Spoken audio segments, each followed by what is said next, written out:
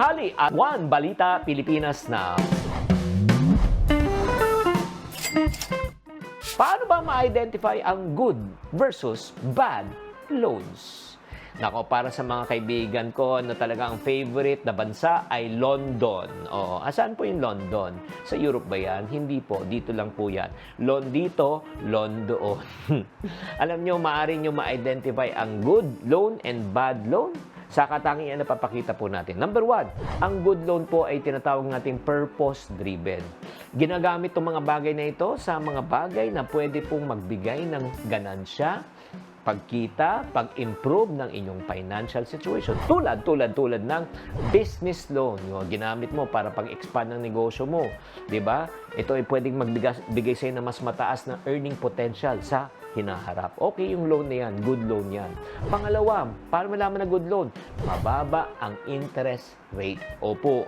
Ito po ay nagpapaginhawa ng buhay mo, lalong hindi nagpapahirap ng buhay mo. Example, home loans, di ba? Siyempre, pag ikaw ay kumuha ng home loans, kung mababa ang interest rate, naku, napakaganda po niyan. Di ba? Lalo na pagdating po sa mga tinatawag na pag-ibig, mababa rin po yung mga loan rate po nila. Kaya nga, mas maganda o mas mababa. Pangatlo, ito po ay may long-term benefits, nagbibigay ng pangmatagalang benepisyo.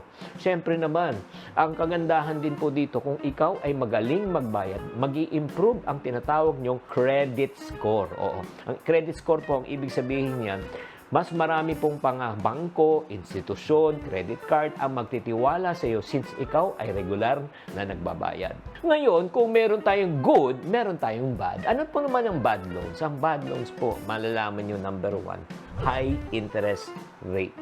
Nako, nag-uumpisa yan sa mga 5%, 10%, 20% per month. Ay, nako.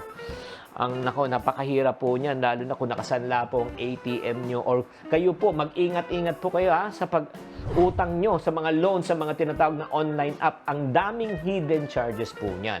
Napakataas ng interest at ito po ang magiging sanhi ng iyong lalong paglubog sa kumunoy ng kahirapan. Pangalawang masamang utang, tinatawag na consumer debt. Ito po ay tinatawag po natin, ginagamit nyo pambayad ng upa, kuryente, matrikula, gasto sa ospital. Kasi oras na ginamit nyo to at inutang nyo to, pag binayad nyo to, pwede nang itawag tong utang na ito na ilista mo na sa tubig dahil wala nang kita. Pangatlong masamang loan ay tinatawag natin na short-term gratification. Ginagamit mo to para pangpasaya, pangpatanggal ng stress. Nagbakasyon ka, bumili ka ng bagong cellphone, nag-upgrade ka, di ba? Bumili ka ng bagong bag at bagong damit na alam mo naman na walang kita. Masaya ka pansamantala, pero magdurusa ka naman kinabukasan.